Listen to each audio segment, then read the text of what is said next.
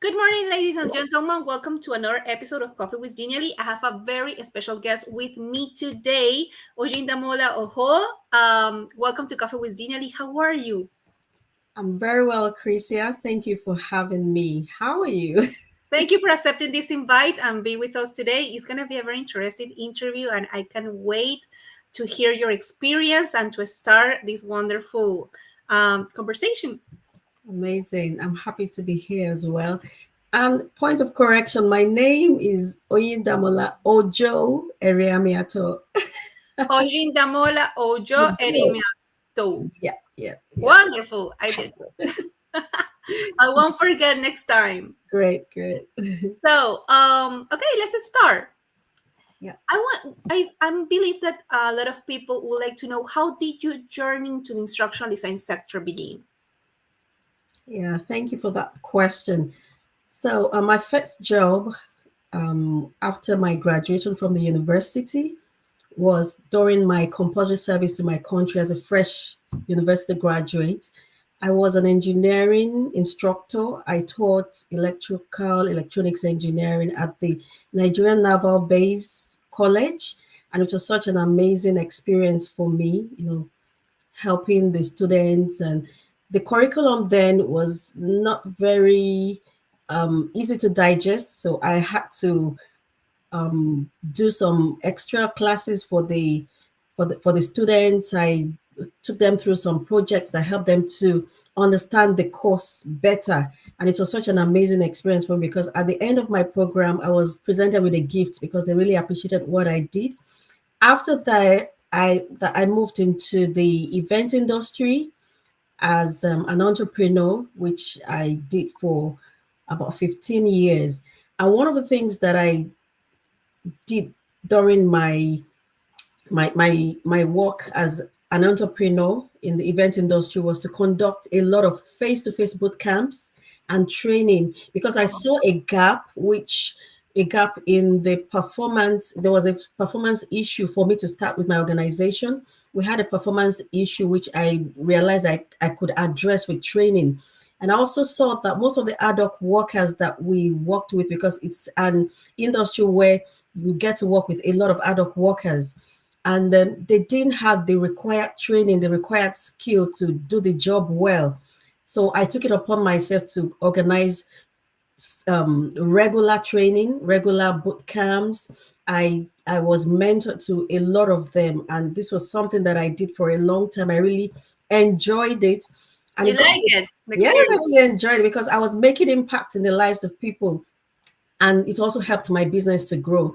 And then at a point in my career as an event professional, I wanted to transition to tech because the job was becoming physically demanding for me, and I'd always used tech in my work, creating floor plans. I had an accounting system that I was using. I was using in I was using Canva for my graphic design and other softwares like that. I love to use tech because as an engineering graduate, I had that in me. I was very technical. So COVID came and presented that opportunity to me because there was a lockdown and my business was forced to be on hold, being a business that thrived on physical gathering.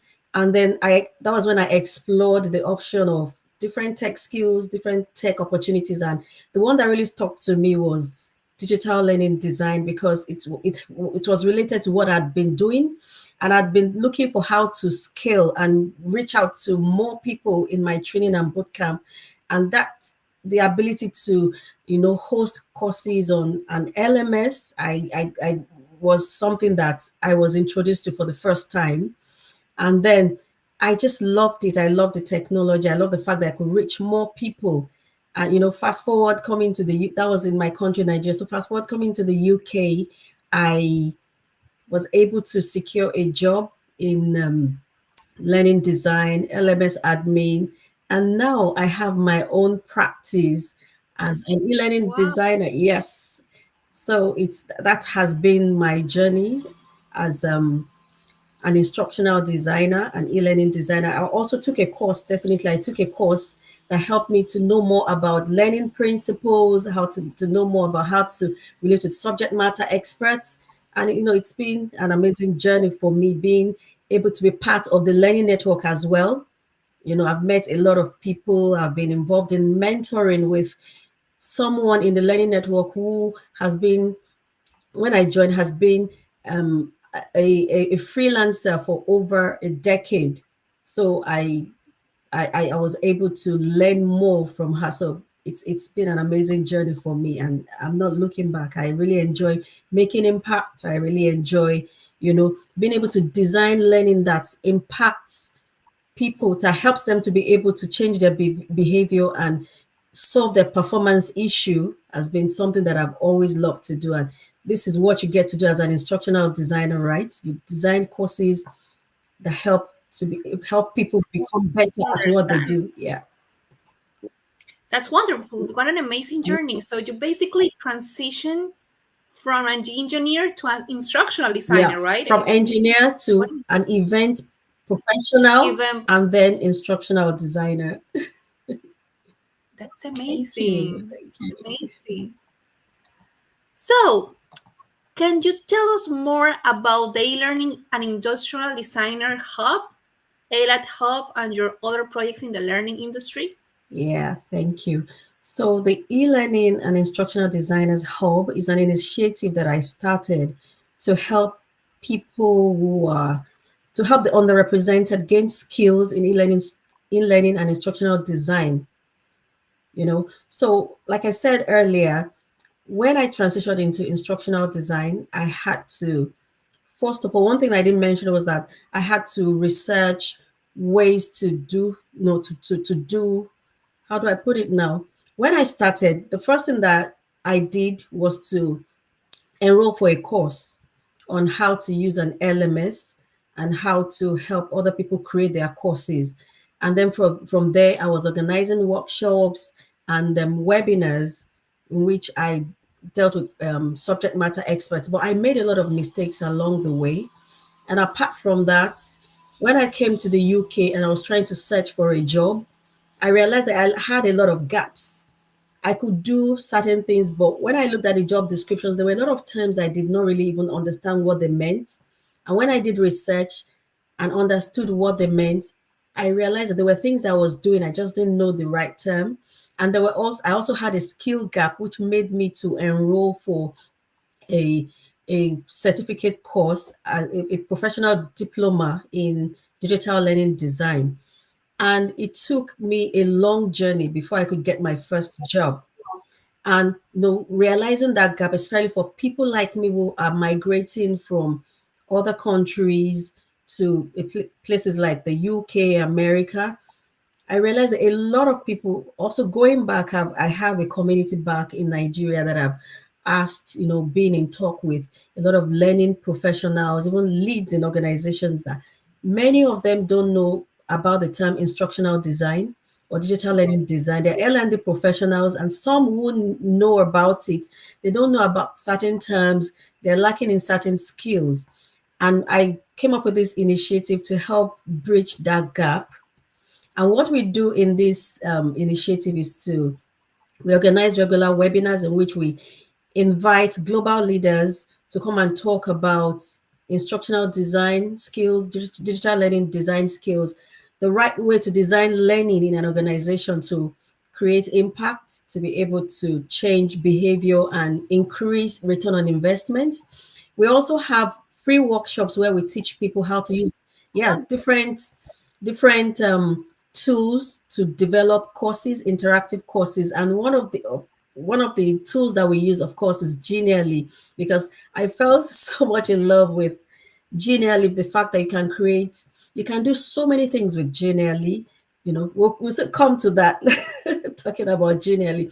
So we also help them to be able to navigate their journey to become instructional designers, credible instructional designers, and for those who are already learning designers, to learn more about digital learning. With the advancement in technology, there are so many tools there. You need to be able to know which tool to use. in designing learning, rather than using off the shelf, you know, content, you can design content based on, knowing about your learners, knowing about the organizational goals. So we are teaching people all of these skills in the initiative. And apart from the ELID Hub, I'm also part of the Learning Network in the UK. I happen to be the event director there. So the Learning Network is a community interest company that exists to support learning professionals. So we have seasoned professionals, people that are just entering into the field, and the network actually exists to help you no matter whatever your stage is in your career. So we have a lot of webinars as well, social events, we have conferences. And one very great part of this network that I love is the mentoring, the mentorship that is provided. Sign up with just $29 per annum. You have access to mentoring. Like I mentioned earlier, I was able to, I've been a beneficiary of the mentoring, program by the Learning Network, and it's an amazing network to be part of. Yeah. What an amazing community do you have at Elite Thank Hub. you. Thank you. So you conduct workshops, and there are people that are Yeah. transitioning Yeah. into instructional Yeah, design, absolutely. instructional design. In fact, right now we have a boot camp going on, which is our flagship program. We have a boot camp, a 12-week boot camp to help people who are trying to transition into digital learning design, instructional design, or you're already an L&D professional and you want to build skills in instructional design or digital learning design. We have a bootcamp going on where we are helping people learn more about learning principles, learning theories. We're going to have projects in which you design a learning, and you have a project, you design a course, you have access to subject matter experts, and you'll be able to create your portfolio as well, to kickstart your journey as an instructional designer. Yeah. That's wonderful. And if they want some help to get a job or to apply for a job, you can Yeah, like we can uh, we can help them, advise. advise them. What we do is coaching and mentoring. We don't have all the answers, but we can point them to professionals, to networks, to resources that will help them build their skills. We provide the basic skill for you to kickstart, and then we mentor you to guide you, in your path. We do, of course, we are not job providers, but we guide you in the right path. And then if you do what you're told to do, if you listen to, the advice and you work hard, then you get there. So the idea is to, like I said, it took me a long journey before I got my first job. So the idea is to help them shorten that journey, have someone direct them, know the right thing to do. And I'm not the only one. We also have other professionals who are mentoring people in the network, yeah, in the community.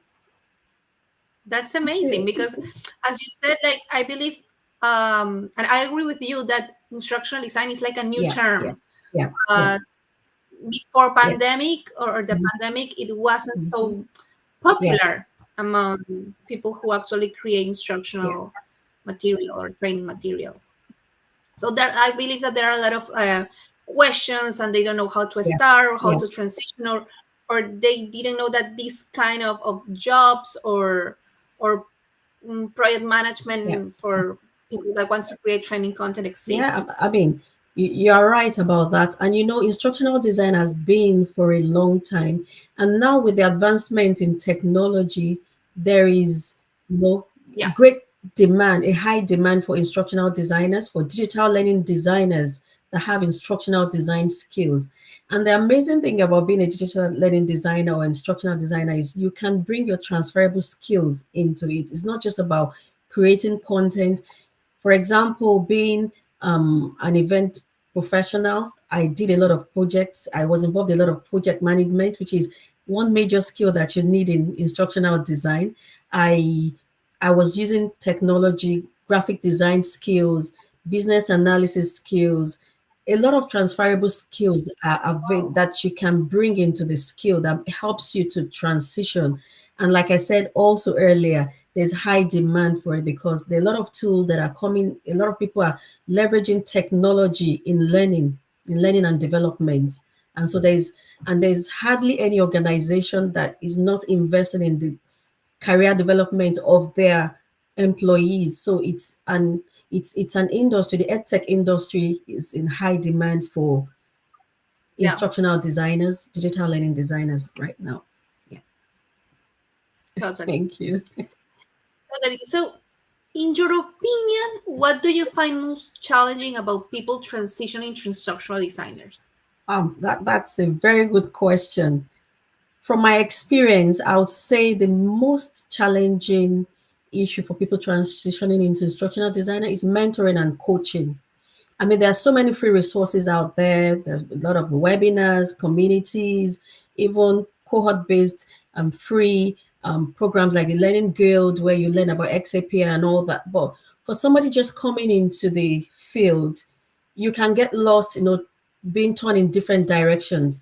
But if you have someone who has gone through that path before that can mentor you and coach you to know what to start with, what steps to take, which step to take after the other, it helps you to shorten your journey, and the helps you to also be focused on the right things. And so I just believe we people are on different levels in their, An yeah, they interest. have different interests, different goals, and there are different stages in their career development journey, and they require different supports and different resources at different times as well.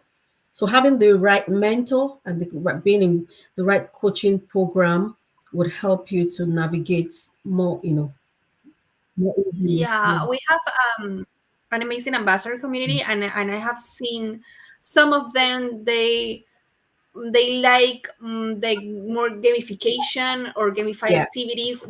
Some of them they are more like the yeah, strategic mm, part of creating a course or a training content. Some of them will like to teach yeah, actually, but not being behind the training content itself. So it is quite interesting because sometimes you can get yeah. You lost can get lost. where to Yeah, start. yeah. That's wonderful. So, next question. Have you used Genially before? What's your favorite feature or the one that caught your attention at first that you believe adds value to the learning and development community? Yeah, genially. I'm so much in love with Genially, honestly. Oh, so glad to I hear mean, that. I in our community, we've been using Genially to create scenario based learning and other courses. One thing, I love the fact that Genially, you know, helps you to create interactive learning, interactive content, and there's so much you can do with Genially. It's so versatile. But one that really caught my attention, which I believe has been very useful to my community, is the fact that it's accessible to all. The fact that you Yeah. can use it as a ca- uh, cloud-based tool, and you can also use it offline. I work with a lot of people that have issues with internet connection, have issues with, HTML is so it's powerful. really powerful. The fact that you can download as HTML and have it on your website or even have it on your computer, and you can use it and present your content to your learners. It's amazing. And it's also cloud based if you want to use it as a cloud based tool. That to me is really great. Yeah, actually, that's one of my favorite parts as well. Great, great. So that was the thing that caught your attention first So like I said when you earlier, hear what caught my something. attention first is the fact that you can use it for interactive learning. I mean, interactivity, generally is like the synonym for interactivity. And interactive content has been very useful in helping people be motivated. A lot of people now don't really want to, after COVID, during COVID, learning online was what we're all forced to do. But a lot of people are now coming back to crave physical learning. We are social beings and we just want to interact with people. But the fact that the interactivity in Genially helps you to be able to get people motivated to learn, even when they are not involved in social learning. I think that's a great thing, and I really love that about Genially.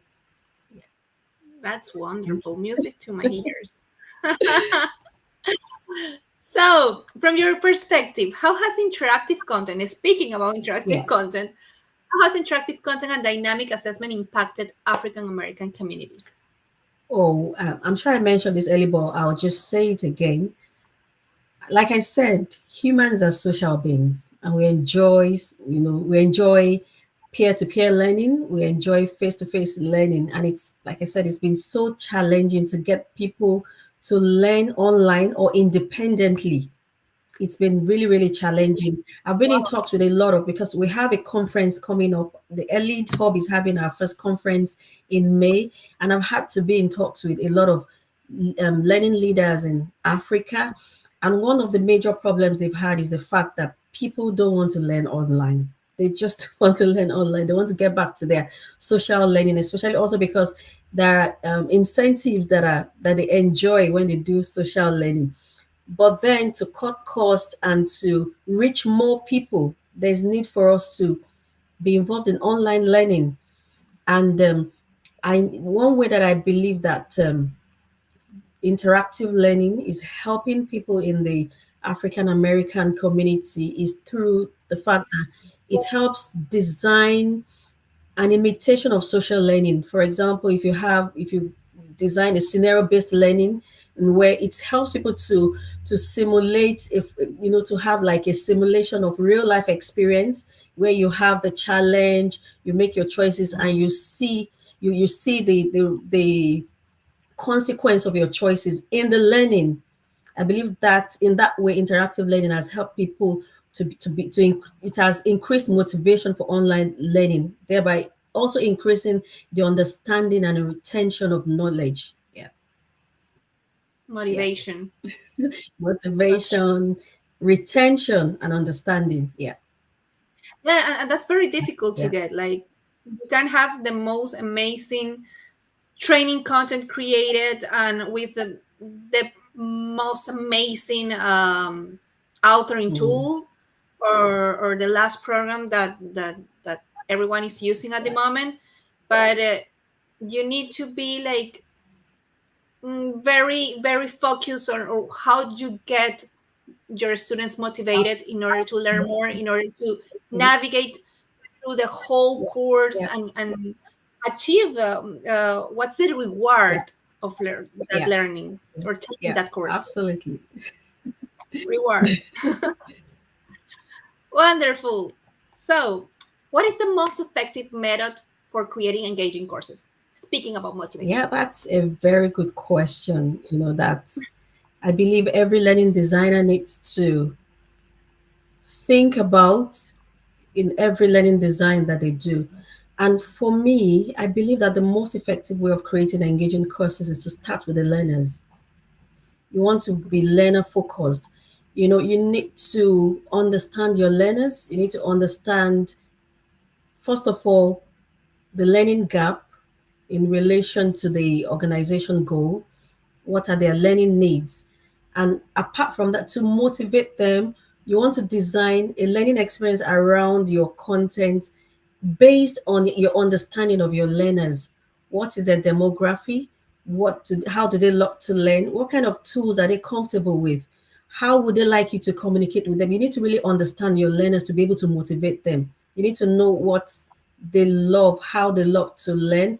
There are different learning principles and theories that we can apply, brain science, pedagogy, you know, but the right choice of which principle or which format, blended, synchronous, or even with the wide range of technology that we have, the right choice of any of this is will be based on understanding your learners. So a learning that is designed with the learners in mind, with the learners as the center, at the Who's center, your audience? would definitely help you to design a learning that will motivate them.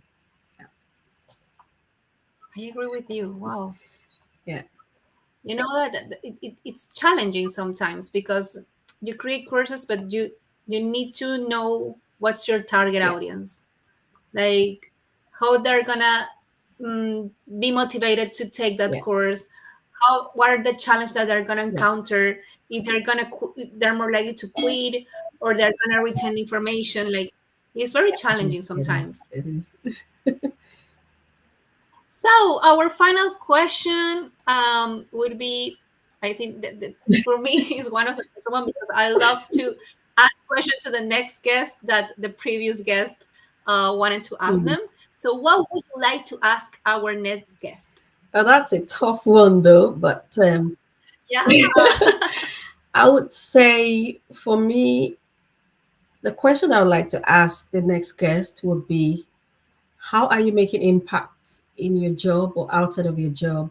Because I believe that in our 9 to 5, most of us do this job to, to get sustenance, and then it's really important that you understand what brings you fulfillment, which in many cases it's the impact that you're making either in your job or outside of your job. So I would like, every learning professional, apart from, the next guest, ask to think about how they're making impacts, either in your job, how you're supporting your learners, how you're ensuring that they achieve their goals with your job, the beyond just getting a paycheck.